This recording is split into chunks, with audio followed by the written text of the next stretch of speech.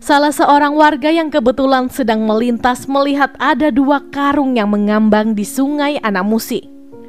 Merasa penasaran dengan isi dalam karung tersebut. Ia pun memutuskan untuk menepikan karung itu dan langsung membuka bungkusan berwarna putih tersebut.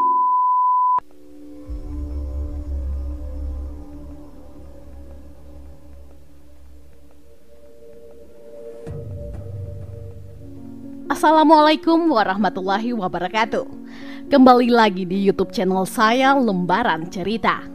Semoga kabar kalian semua sehat selalu dan pastinya diberi kebahagiaan dalam menjalani hidup. Di video kali ini saya akan membahas sebuah kasus pembunuhan yang terjadi di Sumatera Selatan.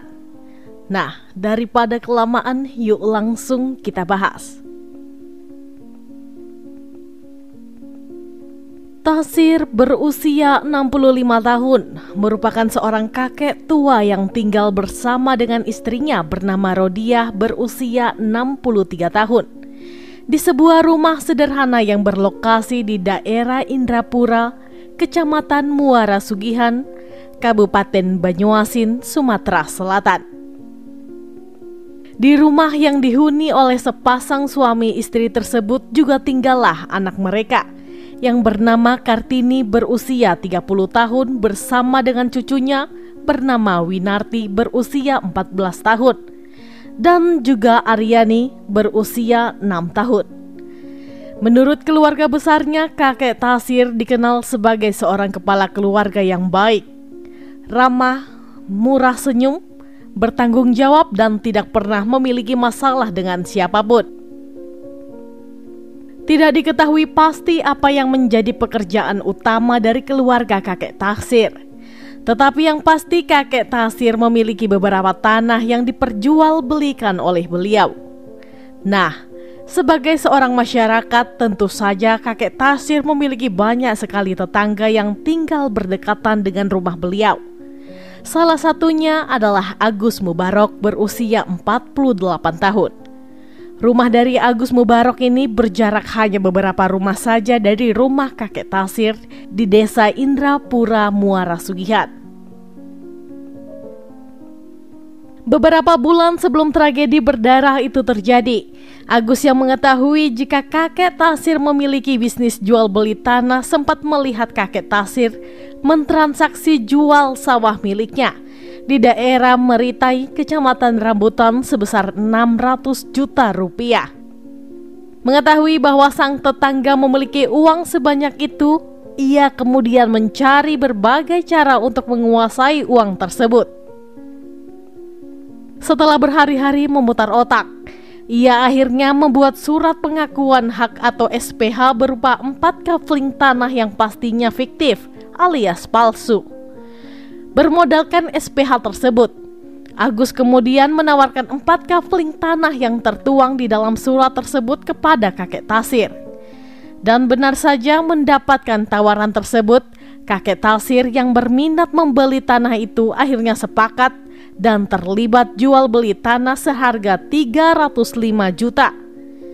Entah karena terbuai bujuk rayu atau memang terlanjur percaya dengan ucapan tetangganya.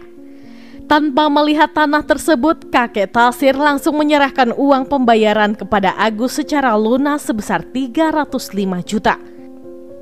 Namun selang beberapa hari kemudian, kakek Tasir mulai merasa curiga karena tetangganya ini tidak kunjung menunjukkan lokasi tanah yang sudah dijualnya itu. Kecurigaan kakek Tasir ini pun semakin bertambah ketika ia mencoba mencari informasi mengenai tanah tersebut. Kakek Tasir yang sempat menanyakan ke tetangga lainnya dibuat terperanjak karena menurut orang tersebut, Agus tidak pernah memiliki tanah dimanapun selain rumah tempatnya tinggal. Kakek Tasir yang tidak percaya begitu saja mulai melakukan penyelidikan lebih lanjut. Dan ternyata semua itu hanyalah tipu-tipu belaka. Beliau pun kemudian mendatangi rumah Agus untuk melakukan penyelesaian tanah yang bermasalah itu dan meminta agar uangnya dikembalikan. Beberapa kali keduanya sempat duduk berunding didampingi keluarga dari masing-masing pihak untuk mencari penyelesaian tentang mengembalikan uang tersebut. Namun tetap saja tidak segera menemukan titik temu. Sampai pada akhirnya pada 9 Mei 2016, keduanya kembali untuk bertemu dan kembali berunding untuk membahas tentang mengembalikan uang tersebut. Pada saat itu kakek Tasir sempat mengancam jikalau Agus tidak segera mengembalikan uangnya, ia akan melaporkan kasus penipuan tersebut ke kantor polisi terdekat. Agus yang sadar betul bahwa tindakannya itu merupakan tindak pidana mulai merasa bingung dan juga khawatir jika ancaman tersebut benar dilakukan oleh kakek Tasir. Ia pun mulai mencoba mencari ide agar dirinya tidak berakhir di dalam bui. Namun sayang setelah beberapa jam mencoba untuk mencari uang dalam waktu yang cepat, tetapi tidak kunjung berhasil. Agus mulai menjadi gelap mata dan berupaya membungkam mulut dari kakek Tasir untuk selama-lamanya. Demi menjalankan aksinya itu, Agus kemudian mengajak 4 orang rekannya bernama Purwanto berusia 22 tahun, Abdul Kohar berusia 19 tahun, Nandi Mulyadi berusia 19 tahun, dan juga Uuk berusia 22 tahun. Mereka berlima kemudian merancang sebuah rencana yang matang agar aksinya tidak ketahuan oleh orang lain. Setelah semua rencana dirasa sudah matang, mereka berlima pun sepakat untuk melancarkan aksi tersebut keesokan harinya.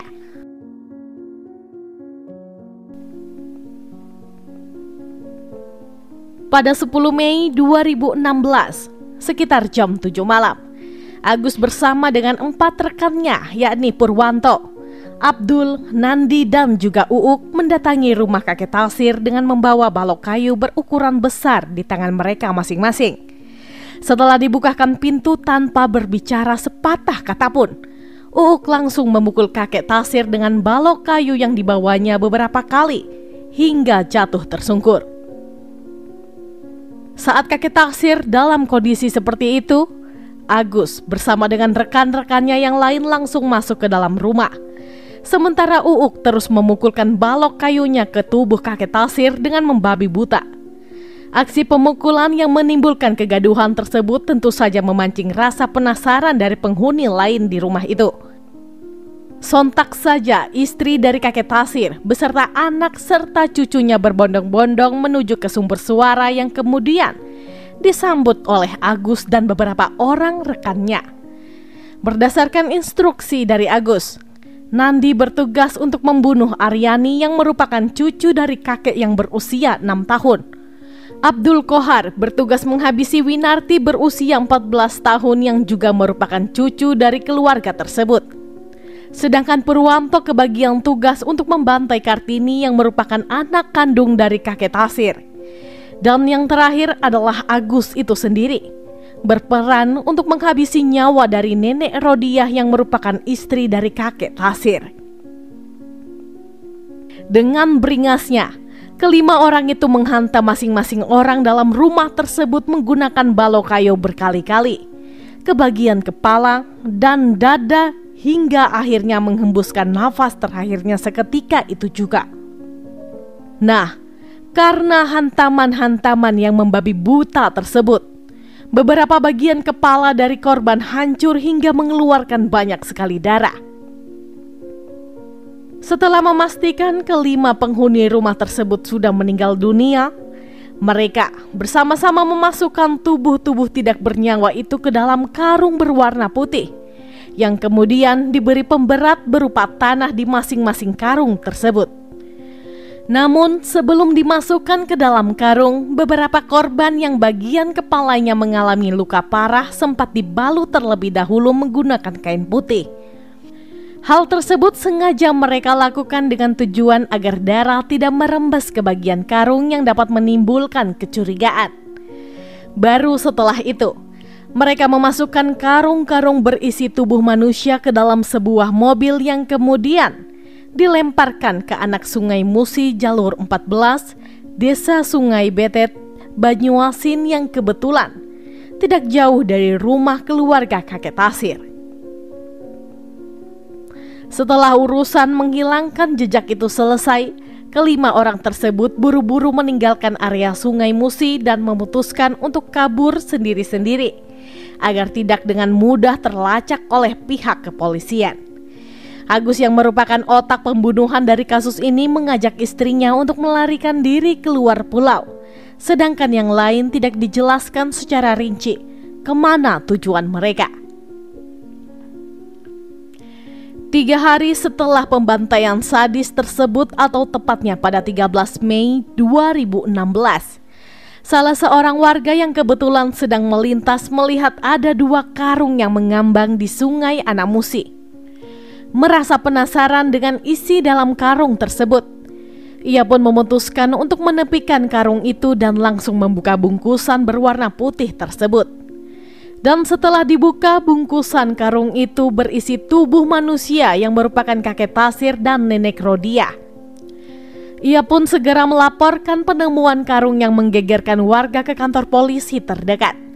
Aparat kepolisian yang mendapatkan laporan itu kemudian langsung mendatangi lokasi penemuan dan mengevakuasi kedua karung tersebut. Menurut aparat kepolisian, saat ditemukan, kedua korban dalam kondisi kaki, tangan terikat dan penuh luka di bagian kepala. Beberapa warga yang sudah memenuhi lokasi penemuan tersebut langsung mengenali korban, yakni kakek Tasir dan nenek Rodia, yang kebetulan sudah beberapa hari dinyatakan menghilang secara tiba-tiba. Aparat kepolisian pun kemudian langsung membawa tubuh tersebut ke rumah sakit terdekat untuk diproses autopsi. Sedangkan beberapa pihak berwajib juga sempat melakukan penyisiran di sekitar lokasi tersebut. Karena berdasarkan informasi dari warga menyatakan bahwa seisi rumah dari keluarga kakek Tasir mendadak menghilang. Aparat kepolisian kemudian meminta bantuan dari tim SAR guna mencari korban yang lain di sungai itu. Dan benar saja keesokan harinya, yakni pada 14 Mei 2016 siang hari, aparat kepolisian kembali menemukan anggota keluarga kakek Tasir yang lainnya, yakni sang cucu yang bernama Winarti. Karena masih ada anggota keluarga yang belum ditemukan, pihak kepolisian tidak menyerah begitu saja. Mereka terus mencari keberadaan keluarga yang lain di sungai tersebut. Pada 15 Mei 2016 atau 2 hari setelah penemuan kakek Tasir, aparat kepolisian kembali menemukan sang cucu, yakni Aryani, di sungai tersebut. Dan yang terakhir, yakni jasad Kartini, juga ditemukan terbungkus karung pada hari Senin 16 Mei 2016 di lokasi yang tidak jauh dari lokasi penemuan Aryani. Berdasarkan hasil otopsi dari kelima korban yang ditemukan, penyebab kematiannya adalah luka hantaman benda tumpul di bagian leher dan juga kepala.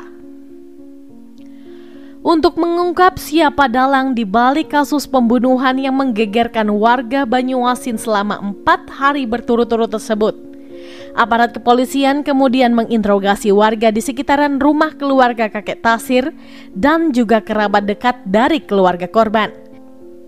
Berdasarkan informasi yang dikantongi oleh aparat kepolisian, terungkap bahwa beberapa bulan belakangan kakek Tasir tengah berselisih dengan Agus Mubarok perihal jual beli tanah fiktif, sehingga penyelidikan pihak berwajib pun mengerucut kepada Agus Mubarok.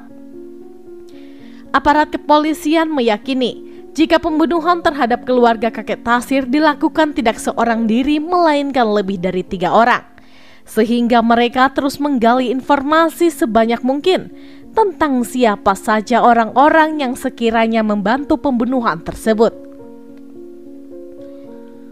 Selain itu, aparat kepolisian juga melakukan olah TKP di lokasi kejadian, yakni rumah keluarga kakek Tasir, untuk mencari bukti-bukti yang berkaitan dengan kasus ini.